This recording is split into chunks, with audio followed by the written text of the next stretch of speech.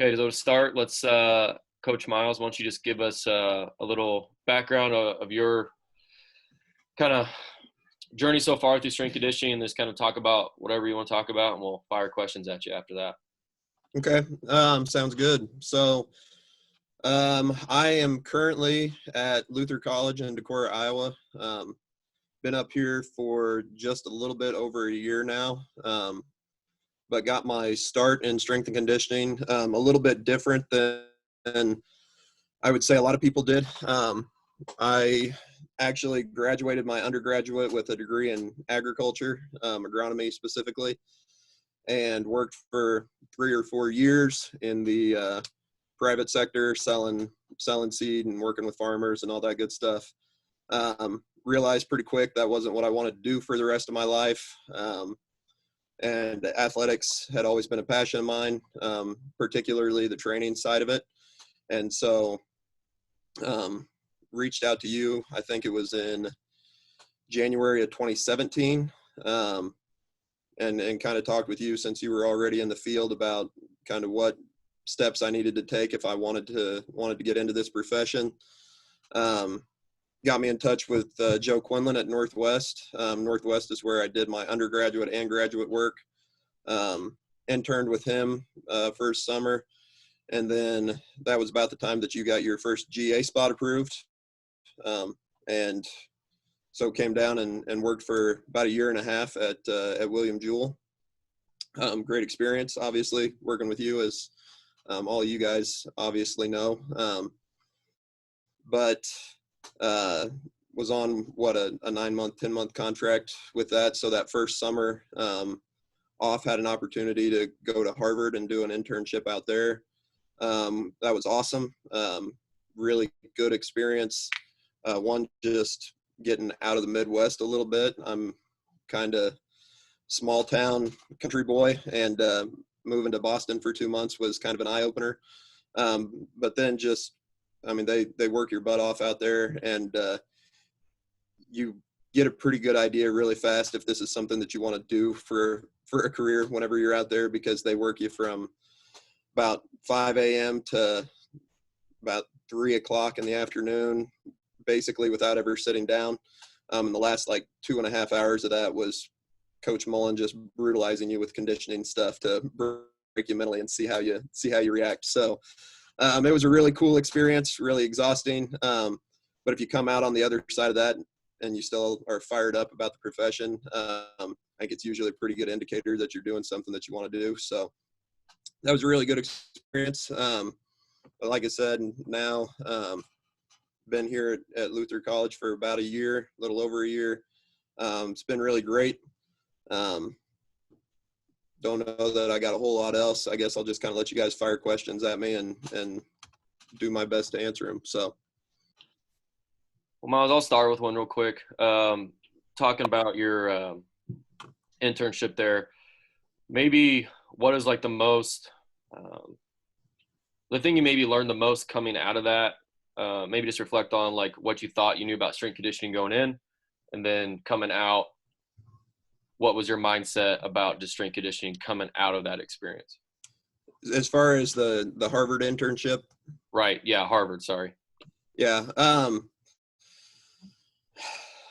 So biggest thing that I took away from that internship, I don't know. I've been really fortunate in all the experiences that I've had, that I've been in very different programs at each spot that I've been. And so I feel like there's always good things and bad things to take away from each of them. Probably the best thing that I took away from that one was just this mindset of never getting comfortable. That was something that Coach Mullen was really big on out there, was getting out of your comfort zone at every possible turn. Kind of, comfort is the enemy of growth. And that, whether that was, like I said, doing something physically ourselves or just putting us on the spot coaching, they kind of beat to the fire a little bit out there. And they make you do a bunch of things that are typically really uncomfortable for coaches at the start, whether it be trying to develop your coaching voice, whether it's talking in front of athletes. I mean, they would put you on the spot with the most random questions whenever you were standing in front of 30, 40 athletes, pretty much from day one. And so you learned really quick that you needed to be prepared for absolutely anything, which I think is huge in this field in particular.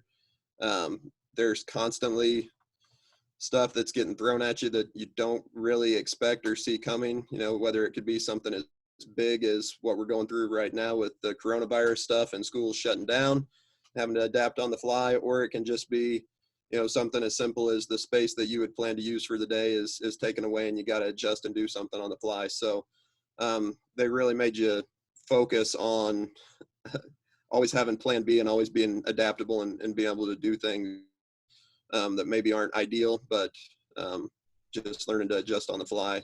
Another thing that was really awesome is for the first year or so that I was in the field, I was having a really hard time, I guess, organizing my thoughts as far as like my training philosophy, coaching philosophy.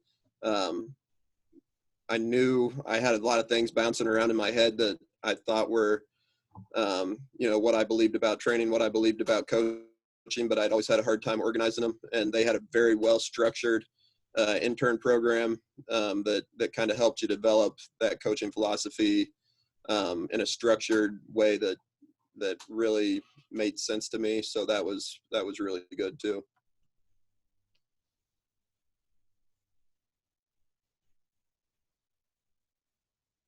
Anybody else? Someone hop in here. How did at Harvard, how they handle the academic stress load with those student athletes as they're developing their training programs? Right. So I was there during the summer. So most of them didn't really have a course load that they had to worry about at that time. If they did, it was some kind of research or something like that. They were really only maybe taking one class. Pretty much all the training that we did with the athletes out there, we did from 5 to 8 a.m. in the morning. And then we had some high school camps and stuff that came in the rest of the day that kind of took up the rest of our time. So we basically got those kids in and out early in the morning, and then they had the rest of the day to do, do whatever they wanted to do with the rest of their day. But as far as like,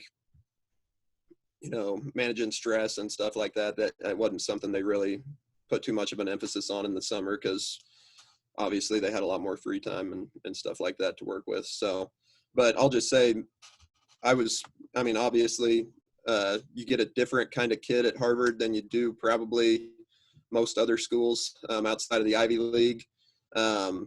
Just a bunch of really well put together people and really accomplished individuals that were really good with time management and they were pretty impressive to work with. So. Okay, I have a question. I keep trying. All right. So the head of your strength department is a female, correct? Yes. Can you kind of like talk about how just like working with her has been and how receptive the athletes are like towards her coaching and her being a female? Yeah. So Coach Allie Jenicky is the head of our department. She was actually in my position for about 3 years, something like that, before she took over the head spot. And so she had, I didn't obviously work with her at the start of her tenure with these athletes. They all knew her really well whenever I got there. So I don't know that I saw necessarily the learning curve as far as how she had to interact with her athletes. But Coach Jay is really no nonsense, and she doesn't tolerate any kind of inappropriate talk or just disrespect from athletes at all. She's definitely not a pushover. And so she does a really good job of just commanding respect from the athletes. And I think the biggest thing that she does is she practices what she preaches, right? I think we all know that it's really hard to respect a coach if they talk something at you, but they don't live it themselves. And she does a really good job doing that. And she's just a fun personality on the floor. Athletes love being around her. She demands a lot, but she likes to joke around and have a lot of fun with them too. So honestly, you know, I hadn't really worked on a staff. I mean, I'd worked on staffs with females that were on staff, but they hadn't really been in that head role. But pretty much all the females that I run into in this profession are very, very strong-willed, and they don't let people push them around. So honestly, just about every female that I've run into the field is a really good coach, because if they're not strong-willed and not willing to stand up for themselves, they just don't last very long, I don't think. So, but yeah, she's awesome. She's a great coach, one of the best coaches I've been around. So it's been great. You said that like your first year or so, you had just a lot of thoughts running through your head about your coaching philosophy. What would you say now that is? So I think the biggest thing, right, I talk about, I guess my objective as a strength coach is to reduce the likelihood of injury, improve athletic qualities, and development in women of high character. That character piece is the part that I think I struggled with the most, just figuring out like what my core values were. And I think a lot of times, anytime anybody kind of tries to put that stuff on paper, they end up with like a list of 7 or 8 things that are all good, but they're not necessarily like the ones that are most important to that coach. And I think you need to narrow that stuff down as much as possible if you're going to kind of preach it at your athletes. And so actually, Gage and I had talked about this a little bit, like when we were trying to kind of narrow down what our coaching philosophies were and what our core values were. And like, for lack of a better term, your core values a lot of times are the things that irritate you when your athletes don't do them. I think that was the best way for me to kind of narrow down and figure out what it is exactly that are the things that are most important to me. I was like, okay, if an athlete screws something up, what is it that really makes me mad? And that stuff kind of came down to anything like integrity based. You know, if you're lying, if you're not doing what you're supposed to do when people aren't watching you, that's the kind of stuff that would set me off, right? So integrity is one of my core values. Self-discipline, right? People being lazy and not willing to put in the work is another one that just kind of irks me. So I realized, yeah, self-discipline is probably pretty important to me. And then my third core value is self-sacrifice, right? So sacrificing what's best for you for what's best for the team. When people are selfish and only worrying about themselves and not looking for ways to help their teammates, another thing that kind of irks me. So I don't know, it took me a long time to kind of get it narrowed down to those 3 things, but whenever I look at anything that an athlete does, if they mess up on an exercise, something like that, like that's part of the learning process. I don't mind that stuff, but the stuff that you have control over, right? Your integrity, your willingness to sacrifice for, and your willingness to work hard. That's kind of where I settled on, I guess, narrowing down my coaching philosophy. But like I said, keeping it simple, I think, is really important, because like I said, if you've got a list of 7 or 8 things, but you can't name them right off the top of your head, it's going to be really hard for people to believe that it's actually important to you. So, Coach, going into that first internship you had at Northwest, what was kind of your mindset, and then what were a couple of the biggest things you kind of picked up from that really first gig you had in the industry? Okay, so first off, right, it was my first coaching experience whatsoever, so I was pretty nervous. And Joe Quinlan at Northwest has a reputation of being a really good coach and a really good program in the industry. Obviously, if you know anything about Division II sports, you know Northwest football is kind of a big deal. So I was stepping into a really well-oiled machine there, and so my biggest thing was just making sure I worked my butt off at everything that I did. Like, I knew that I wasn't going to know, you know, the ins and outs of coaching or the ins and outs of program design or anything like that. But I could control how hard I was working, and I could control my energy in the room. And so that was really, I just kind of threw myself into that and tried to be as high energy and just staying on top of whatever it was that Joe was asking me to do, and finding ways to, right, not have to be told to do things, always taking initiative and just once you kind of get the feel of things, there's certain things that just need to be done. Never be the guy that's standing around not doing anything. Always find a way to be kind of outworking everybody else. And I think in any internship, that's a really good way to make yourself stand out, right? Because coaches, like I said, at the end of the day, they know that you're new in the field and they're not going to expect you to be a polished coach, but they do expect you to work hard. So if you can set yourself apart that way, I think that's the biggest thing you can take from any internship, especially early on in your career. So.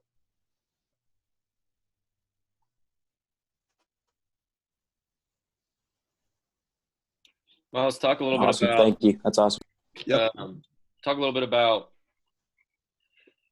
Allie there has a pretty different training philosophy, or training, some of her ideas around training, I guess, than maybe what we did at Jewell. So maybe talk a little bit about that on what you guys do there at Luther on how specifically you guys train your athletes for the most part.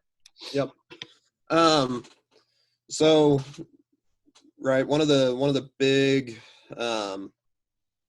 debates currently going on in the field, I think a lot of us see this all the time on Twitter and stuff. If you follow somebody like Mike Boyle, is he's constantly getting into Twitter battles with people over back squatting.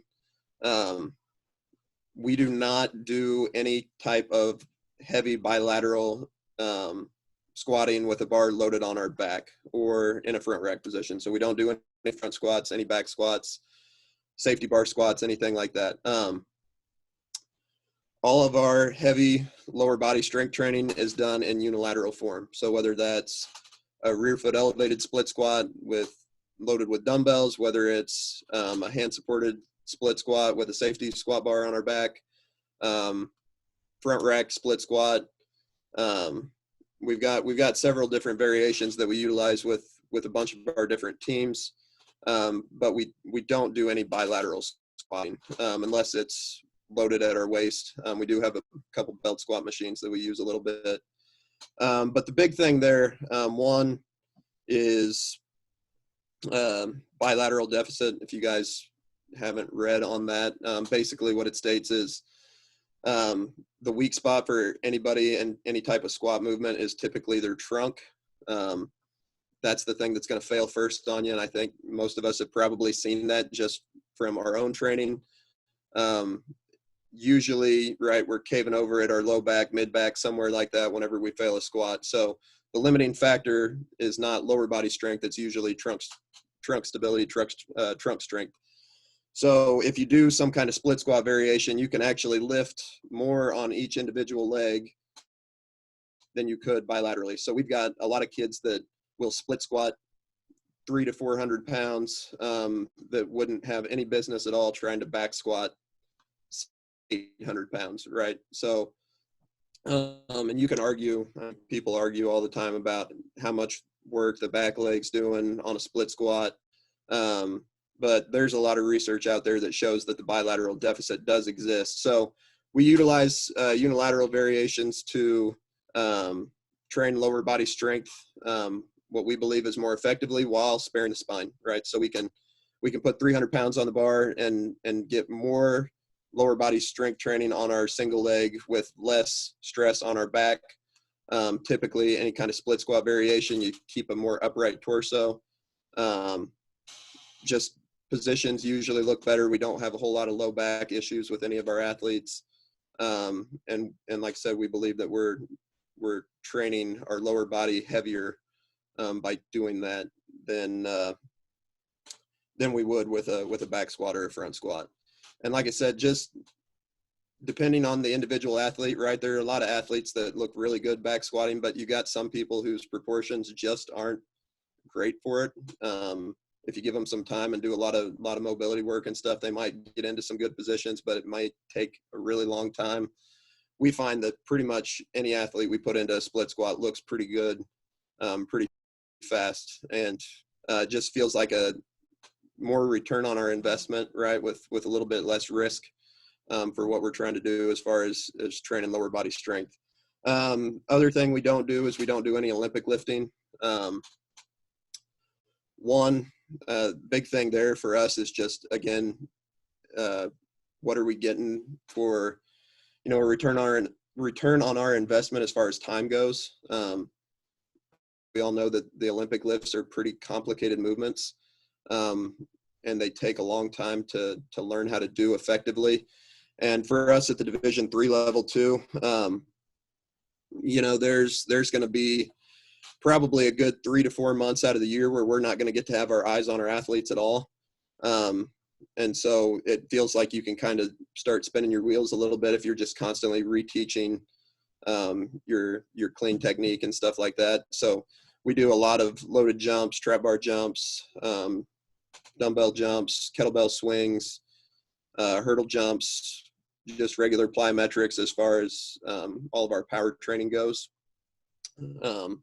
And like I said, that's not necessarily because we don't believe the Olympic lifts are really good movements. It's just how much time is it going to take to teach these guys how to do this effectively when we can usually put them on a trap bar jump and probably getting a lot of the same benefits that we would out of some of those movements with a significant increase in the amount of time that we got to try to teach them the movements. So those are really our two big things. Otherwise, training wise, we look very similar to what we did at Jewell. We typically try to pull more than we push. We try to get a couple different, knee dominant, hip dominant, posterior chain movements every day. As far as creating a balanced athlete, a lot of that stuff looks similar. We just use some different movements that we feel are a little bit low risk, higher reward type movements for training lower body strength. So. That's perfect. I'll have one follow-up on this, and then if anybody else has some follow-up, that's a pretty big topic there. I do want to ask you, we've kind of moved down that route a little bit. We front squat. We back squat very minimal teams. We back squatted football bigs this year, and we back squat baseball still. But we mostly front squat everybody else. So with that, that's very against just traditional, old school strength conditioning on what probably 90% of people do. And what has developed is most people think, like, if you're not back squatting, then you can't get strong. Back squat's this, magic exercise. The kids think that sometimes. Our sport coaches think that sometimes. Maybe talk a little bit about do you guys have to have discussions with athletes and sport coaches on your style of training and to get them to buy into why you're doing stuff this way? Yeah. So the program that is currently in place, right, the training model that we're using was established by a guy by the name of Jeff Jones. He was at Appalachian State last year, but he got here. This has been we're completing our 4th year in this training model at Luther College. So every athlete that has stepped on campus with us at this point has never back squatted in their time that they've been here. So that was something I think they battled pretty hard at the start. But sport coaches got on board really quick whenever they saw their injury rates decrease. They were seeing some really good improvements in their on-field performance, right? We don't emphasize weight room numbers a whole lot.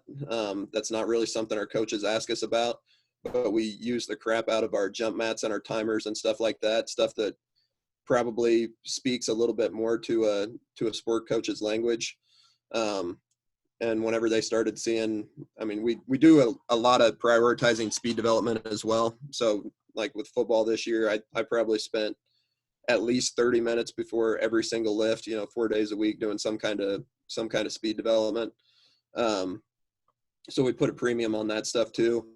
Whenever they see guys staying healthy and guys getting faster, that tends to get buy-in pretty quick from those guys. So I know talking to Coach Jay, she was here with Coach Jones from the start. It was something they battled quite a bit at the start, and especially with any student athletes that back squatted in high school, they just don't really understand it at the start. But once they get into the training model a little bit, they realize that they're every bit as strong, if not stronger. And a lot of times the little aches and pains that you develop from doing a lot of back squatting, whether your technique's really good or not. I mean, I know we kind of talked about this when we were training.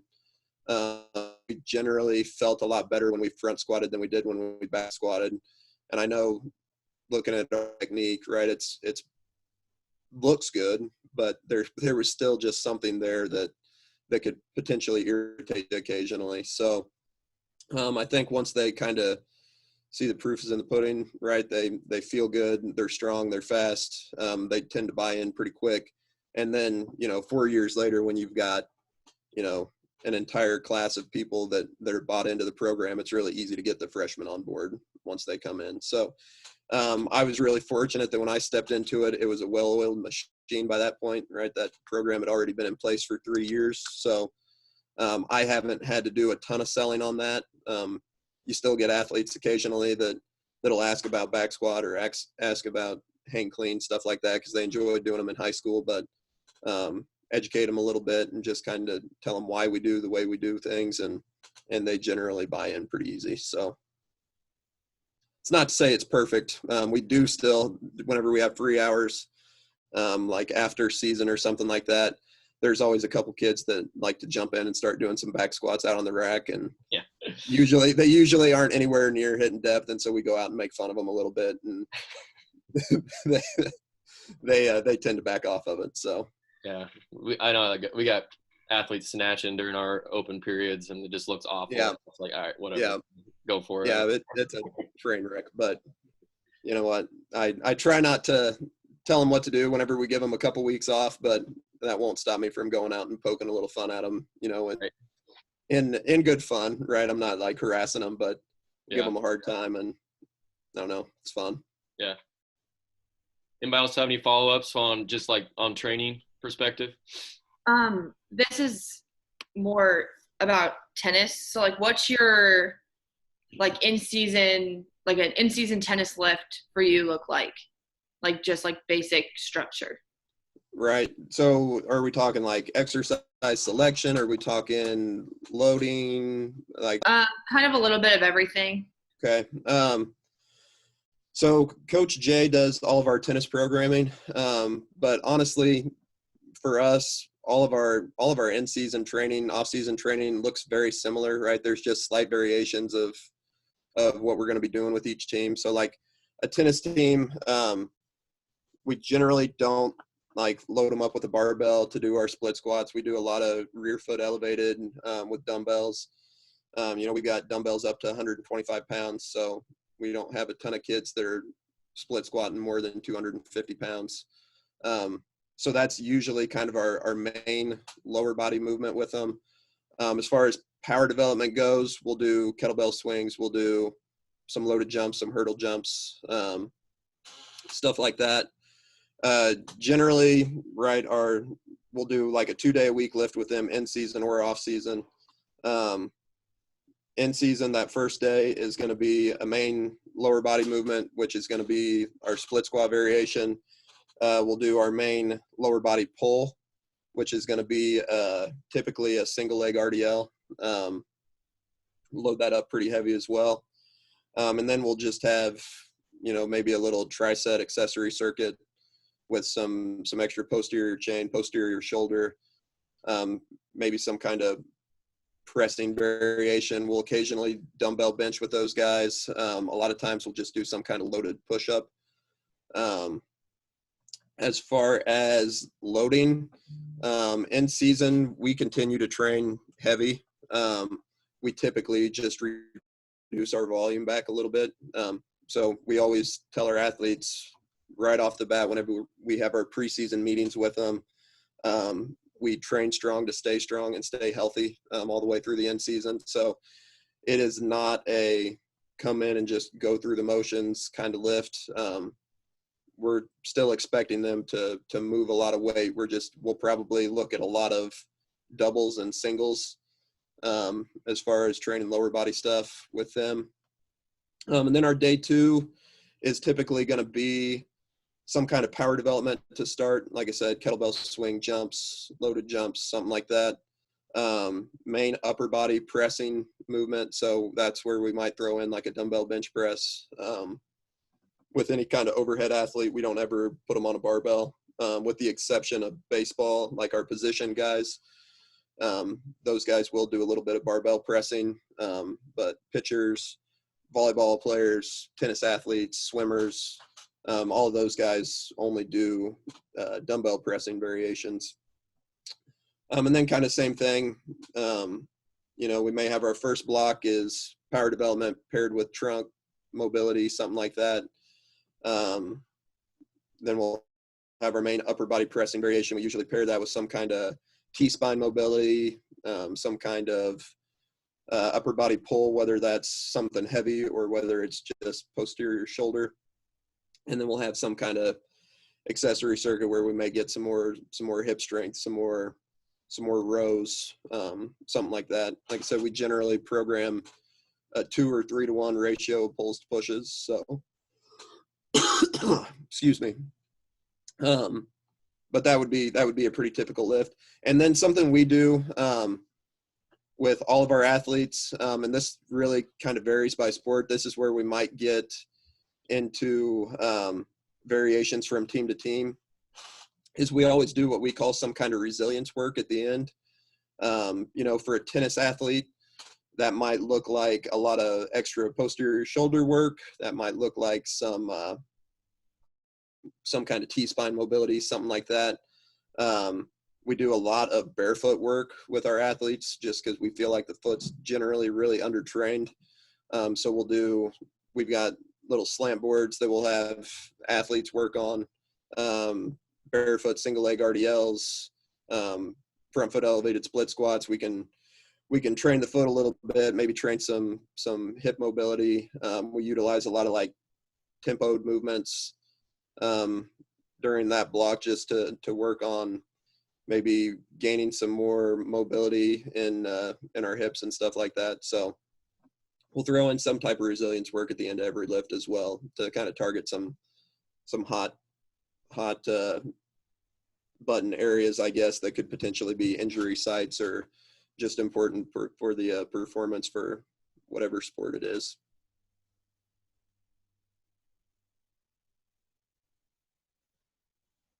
Good. Anybody else? What are some things you guys are doing just right now with everything going on, just with your athletes? I know you probably saw what Coach sent out on Twitter and stuff like that, but what are just kind of some things that you guys are doing right now? Yeah, so we did the same thing, right? That Coach Rozier did with you guys. We just sent a body weight only, minimal equipment type program out for all of our athletes. It's really heavy on sprinting and some kind of plyometric at the start every day. Then it's some kind of upper body circuit, some kind of lower body circuit, just body weight stuff, tons of tempos, anything we could think to do with athletes just to kind of keep them moving. And then we just preach really hard at them that, right, if you're out of a weight room for a month, right, if we've developed a good strength base, that's not going to go away over the course of a month. That stuff tends to stick around a little bit longer. But if they go home and don't sprint, that stuff can detrain pretty quick, right? If you're not sprinting at least weekly, you can start to see decreases. So I preached pretty hard at them to make sure that they were doing the sprints, doing the jumps, taking that stuff serious, making sure that they're fully recovering. We coach really hard at our athletes to not turn speed sessions into conditioning sessions. A lot of times make sure we tell them, right, for like every 10 yards they sprint to rest a minute. Kind of drives them crazy, I think, a little bit whenever we do it on campus, but I think we kind of set that foundation where they know that's what we expect out of speed work. So hopefully whenever they're at home, right, they can just go find 20 yards of open space and they can go do some sprints and jumps and stuff and try to maintain some of that while everybody's kind of locked in at home. So, and then we threw some type of conditioning at the end, whether it's, going for a 20 to 30 minute walk, whether it's doing some walking lunges, hopping on a bike, just some really general ideas to just get them outside and get them moving and just get them feeling good. So, sweet.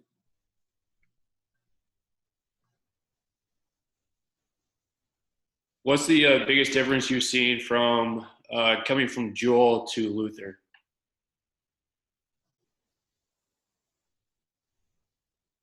Could you say that again? You froze on me. All right. What's the biggest difference you've seen from coming from Jewell to Luther as far as, the D2 to the D3 athletes or equipment or things like that? So biggest thing, I mean, honestly, I would say it's a very similar athlete, Division II to Division III. I don't necessarily see a huge difference there. Luther is a very high academic school, just like William Jewell is too. So in that sense, kind of get a similar personality or similar intelligence level too with a lot of our athletes. So that's been very similar for me. As far as facilities go, we're really fortunate at Luther. We've got possibly one of the best weight rooms that I've worked in to this point, anywhere, including Harvard. It might not be as spacious, but we've got like 10 platforms, power racks. We've got another like 8 multi-racks. We've got a full set of kettlebells up to 80 pounds. We've got a full set of dumbbells up to 125 pounds. Huge cardio area upstairs. We've got an indoor turf space, indoor track space, a couple auxiliary gyms that we can use. So as far as space goes, it's a little more scattered than what we had at Jewell, right, where the Maybe Center was just outside the weight room doors. But we've got a lot more space as far as racks and stuff like that go, where we can train 2 or 3 full teams at a time, and all have them on racks, have them on barbells, have them in the dumbbell pit. So as far as like organizing training space, we don't have to be as particular as we were at Jewell, which has been kind of nice. We can get teams in and out a lot faster. But right, as far as resources go, as far as, willingness with coaching staffs and stuff like that to work with you, 2 very similar schools.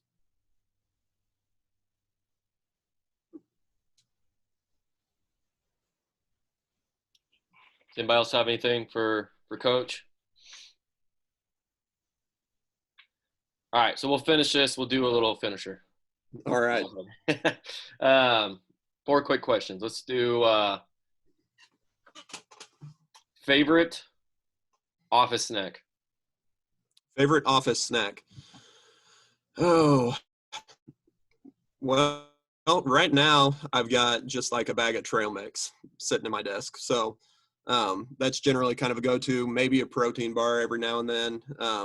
But generally I just kind of pump coffee most of the day. I don't snack as much. So You and Jill will get along really well.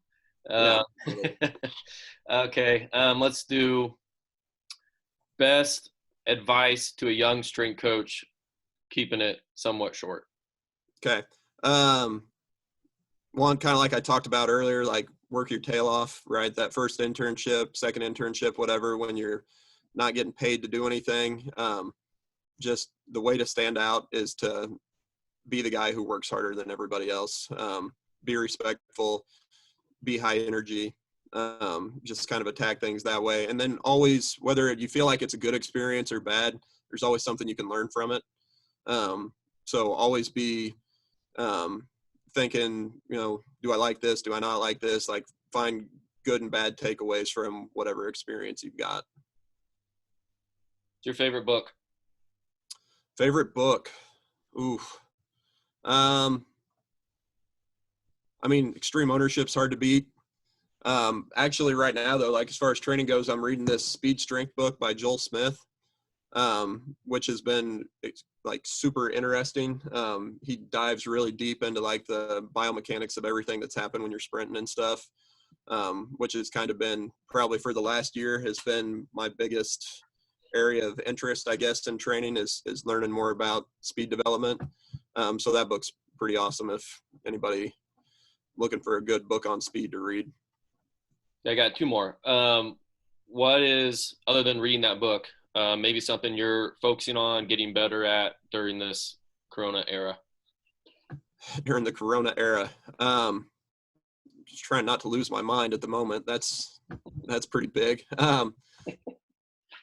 But I think one of the biggest things for me is trying not to just absorb like as much knowledge as possible and like trying to actually do something with it. I know in the past I've had a really bad habit of just trying to consume everything that I can, but not really applying any of it. So taking the time to actually apply some of the knowledge that I'm trying to gain, and because if you have knowledge but it's not applied, it's pretty useless. So that's going to be kind of an area of focus for me, is to trying to actually develop some plans or systems to use some of the stuff that I'm learning. Perfect. Last one. What is the most embarrassing thing you've done coaching your athletes? Ooh, well, I got a couple. We'll do. Well, one of them, like, right, everybody's voice cuts out at some point when you're yelling, right? And there was one time this spring, and all of you guys obviously know this being at Jewell, right? Spring before it gets nice outside, the Maybe Center is absolutely packed at about 3 p.m., 4 p.m. And I was out there trying to yell at somebody for something, and my voice cut out worse than it ever has. And there were 300 people in that room that got to hear the whole thing. So that was pretty awesome. Another one, and this was I kind of dodged disaster with this one, but I was demoing a med ball deadlift throw with men's soccer at Jewell. And I stepped forward after I threw it and continued talking to the guys, and I didn't step far enough forward, and that med ball just missed my head and grazed my shoulder. But I was about 6 inches from knocking myself out with a med ball in front of the entire men's soccer team. So that would have sucked. Yeah, I remember that. That was funny. Yeah, it was really close. Yeah. It would have been bad. It's good to be vulnerable, though. That's good. Happens to all of us. Absolutely. I always I tell everybody to just lean into the awkward, because there's going to be a lot of awkward moments as a strength coach when you're talking in front of people all the time. Yeah. And so I just try to embrace it as much as possible and just see if I can make other people uncomfortable. It seems to help. That's a really good mindset to have. All right, man. Really appreciate you taking the time to talk to us here. And you're obviously doing amazing things there at Luther and Allie as well. And hopefully we all get back to train our athletes here soon. But really appreciate you taking the time, man. It was awesome. Yeah. Thanks, guys. Good to see everybody. All right. See you guys. Thanks, Coach. Yep. See you guys.